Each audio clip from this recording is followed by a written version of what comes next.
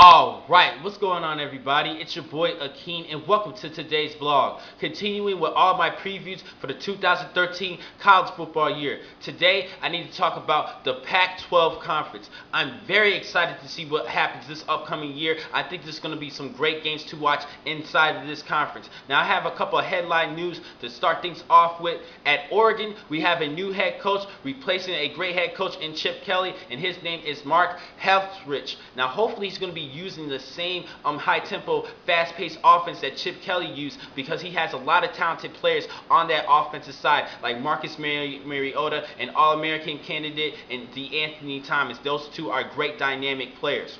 Another headline news to talk about, the South Division. For the past 4 seasons, the North Division was the Pac-12 champion, and hopefully the South Division can turn things around. Now, UCLA just fell short last season, missing the field goal to tie it up to make it into overtime. But I'm really excited. I think this is going to be a competitive year on both divisions. And last but not least, one team I'm going to be keeping my eye out, and that is the Washington Huskies, because their quarterback Keith Price is entering his senior season. Now, he had a down year last season, and hopefully he can get everything back together, because Washington's actually returning 17 starters. Most of them are on offense, and a lot of key weapons are returning on offense. I mentioned Keith Price, but they also had a running back, Bishop Shanky, who rushed for over 1,000 yards, Kasim Williams at the wide receiver position, and a great tight end, and a John Mackey Award candidate for the best tight end in Austin Syrian Jenkins. I think this is going to be a great offense overall. Hopefully they will improve from last season. The reason why they played so badly was because of the offensive line. They did not do too well in pass blocking. They did great in the run block, but hopefully they could turn their season around, because this is Price's senior year. Now, I have some impact players for you guys. At the quarterback position, I have a lot of impact players, so just bear with me. At the quarterback position, starting with Marcus Mariota out of Oregon. He's a great time dual threat, 7 yards per carry. He's a good passer. I think he's going to be a good candidate for player of the year at the end of the season. Another quarterback and a sleeper for this year's Heisman, Taylor Kelly out of Arizona State. I really have a lot of high hopes for him, because he had a great year, 29 touchdowns to just 9 interceptions. And he's a little bit iffy with the wide receiver position, but he's still a great quarterback, and they have a good running back behind him in Marion Grice. Another quarterback, Brent Hundley out of UCLA. Now, he came in as a redshirt freshman this past season, and he had a great year. It's over 20 touchdown passes, and I think he's a really a great time dual threat. But this season, he's going to have to play without running back of Jonathan Franklin, who is now with the Green Bay Packers. Sticking with the running back position, Kadeem Carey out of Arizona. He was actually the nation's leading rusher, and he's going to have to carry just about the entire load, because they're going to have to play without Matt Scott. He's now with the Jacksonville Jaguars. He's no longer with the team, so they have a couple new quarterbacks like Jesse Stroggins or B.J. Denker who fight for the quarterbacks, the starting job. And also, they're going to have to lose without top wideout Austin Hill, who's going to be out for the season, tore his knee. That's a big loss, so Carey's going to have to carry it away, and hopefully he could have another 1,900-yard rushing season. A running back I just mentioned earlier, in Bishop Sankey, he had 16 touchdowns to go along with 1,439 yards rushing. Also, D'Anthony Thomas, I mentioned him earlier from Oregon. He's going to be running back, an all-purpose guy. He would definitely be a good special teams kick returner. I think he has a shot to winning the Heisman as well.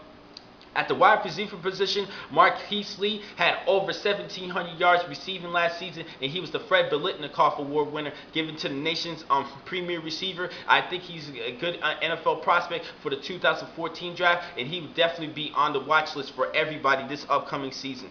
Defensively, for Arizona State, have 2 players in particular, Carl Bradford and Will Sutton. They had a great season together, had over 24 sacks last season. They had a great year.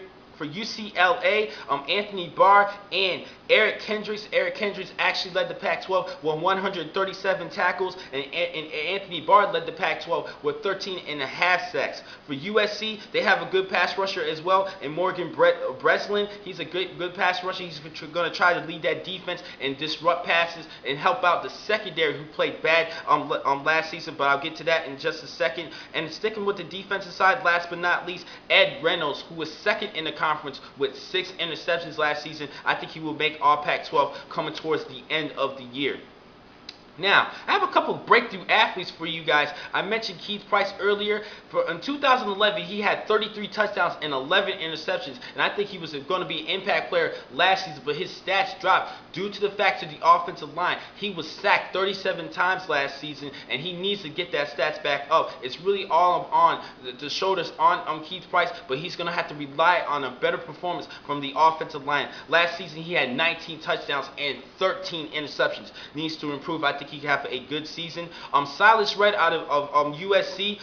Curtis McNeil's no longer with the team, so Red is going to get the bulk of the carries. He just was shy under 1,000 yards, over 900 yards rushing. He will be that running back, that go-to back for the Trojans. Barry Sanders Jr. from Stanford.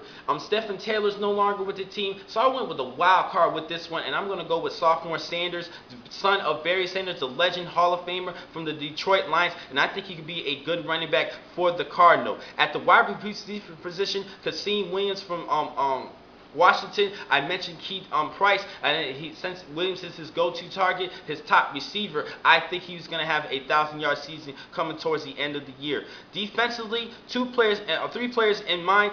At the linebacker position, I have two linebackers. Shaq Thompson out of Washington. He had 66 tackles last season. I think he's going to have an improved year. More tackles, probably sacks and interceptions ratio to go up. Jake Fisher out of Arizona. Now, yes, he did have 119 tackles last season, but all he was a tackler, and I really wish he had more stats in talking about breaking up passes, interceptions, and even sacks. Now, Arizona uses a 3-3-5 defensive scheme, and that's a little bit of a problem, but they need to use Fisher more as a blitz artist so he can get to the quarterback and be known as a great all-around linebacker, which I think he can be. He does have the nose to get to the football and run sideline to sideline, but he needs to do a little more playmaking ability like his teammate Marcus Flowers, who has sacks and interceptions. So I'm going to have to keep my eye on Jake Fisher to improve in other stats other than tackles. And last but not least, Dior Manthis out of Oregon. He's a decent cornerback. Didn't play too much last season due to injuries, but he will perform this year. He actually had 2 interceptions last season, but like I said, he didn't have that much playing time, but I think because he's more experienced, he's going to get more playing time, and the stats is just going to go up. So I'm going to have to go with Dior Manthis as a good breakthrough athlete. Now, I have some freshmen for you guys entering this season that I'm going to keep my eye on. At USC, they have a couple of decent players, good star athletes coming out of high school, and I think starting with the quarterback Max Brown, he's going to be battling things out with Cody Klesser and current starting quarterback Max Wittig. I think this is Wittig's job to lose because he wasn't performing too well, even though he didn't have too much experience last season. He had 5 interceptions, which is to go along with I believe 2 touchdown passes, not to performing too well. So I think that Max Brown can get that starting nine coming towards the end of the season, unless Wittig shows us a little something this year. Sticking with USC, the safety position, they picked up Soa Cravens. He's a great athlete, and they're going to need some help in the secondary. Now, they've actually moved Deion Bailey from linebacker to safety, and he's going to be a senior this season, so he will be a good mentor for Cravens and a good compliment for one another. I think this was a good pickup coming out of high school. At running back, Thomas Tyner for Oregon. He's a great speedster. Now, they're going to have to replace over 1,700 yards rushing from Kenyon Barner. He's now with the Carolina Panthers. Now, yes, DeAnthony Thomas is going to carry the bulk of the load, but when he's tired or if he's hurt, Thomas Tyner is going to step up, and he's a great speedster, and I think he will be the next great speed back for Oregon. I'm really intrigued and to see what happens this upcoming season with Tyner. For Colorado, they have a good linebacker, and Addison Gilliam. I'm going to keep my eye on him because he's been wowing a lot of the coaches and the team during spring practice. And last but not least, from UCLA, a safety in Priest Willis. He was actually in the ESPN Top 100. He's a great safety. And last season, UCLA was ranked 87th in passing and against the pass, and he would definitely be a good upgrade and add some depth and help out that secondary overall. I think he should start right away. Now, look, have some games for you guys to talk about. The games that everybody should keep their eye on and mark their calendars. On September 21st, Arizona State's going to be traveling to Stanford to face the Cardinal. That's going to be a good matchup to watch. On the 28th, USC is going to be facing against Arizona State. That's going to be a good division matchup in that South Division. That could be in the South Division title indications in that matchup. October 5th, Stanford's going to be traveling to Washington to face the Huskies. The Huskies actually last season upsetted the Cardinals and kind of messed up their season a little bit, even though they still won the Pac-12 championship. They're looking to revenge that last season's loss. On October 12th, Oregon is going to be playing against Washington, another Pac-12 North game. October 19th, UCLA at Stanford. That's going to be an interesting game to watch. On the 26th of October, UCLA is going to be playing at Oregon. Two grueling visiting games for UCLA. First at Stanford, then at Oregon the next week. November 23rd, UCLA is going to be hosting Arizona State. This game has a lot on the line because both of these two teams are in that South Division. On the 29th of November, Oregon's going to be playing against Oregon State. That's going to be a good rivalry matchup to watch. And at the end of the year, within this conference, UCLA and USC, this game can determine who will win the Pac-12 championship as well. So these games are very important. Now, I have a couple of non-conference games that everybody should look at. On August 31st, Boise State's going to be playing against the Washington Huskies. Now, this is going to be the game to start off the season for Washington, and hopefully they can make that comeback and and perform how well they performed back in 2011. On September 14th, two games you guys need to look at. Arizona State's going to be hosting Wisconsin. That's going to be their first test of the season, playing against a good Wisconsin defense. Then we will see how well they will perform in that matchup and up for the remainder of the season. And UCLA is going to be playing at Nebraska. Nebraska lost to UCLA, so Nebraska has their calendars marked for that game to avenge last season's loss. And on November 30th, Stanford's going to be traveling, going to be playing against Notre Dame, the Fighting Irish. That's going to be a good game to watch. Now, I have some predictions this year for the awards at the end of the season, like I did with my previous blogs. Player of the year, I'm going to go offensively. I'm going to go with DeAnthony Thomas out of Oregon. Spectacular athlete, an electrifying athlete, and I think he can make his trip all the way to New York for the Heisman Trophy ceremony.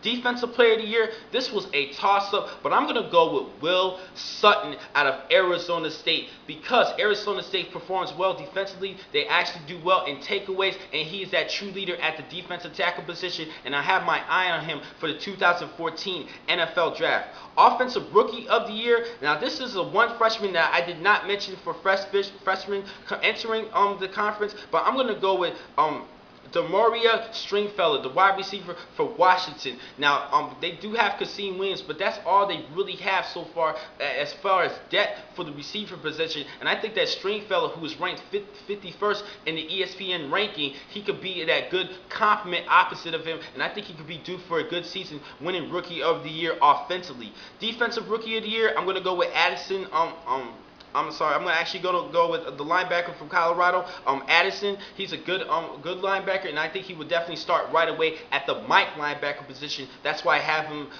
and plus he wowed a lot of people during spring practice, and that's why I have him as my Defensive Rookie of the Year.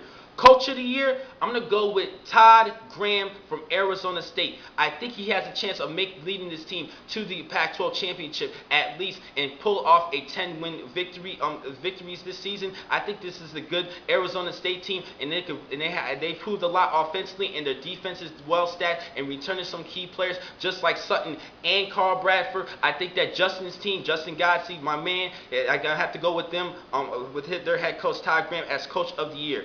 And now, for the winner of the Pac-12 championship, I already mentioned Arizona State. I think they would just edge out UCLA for that Pac-12 South title and make it to the Pac-12 championship.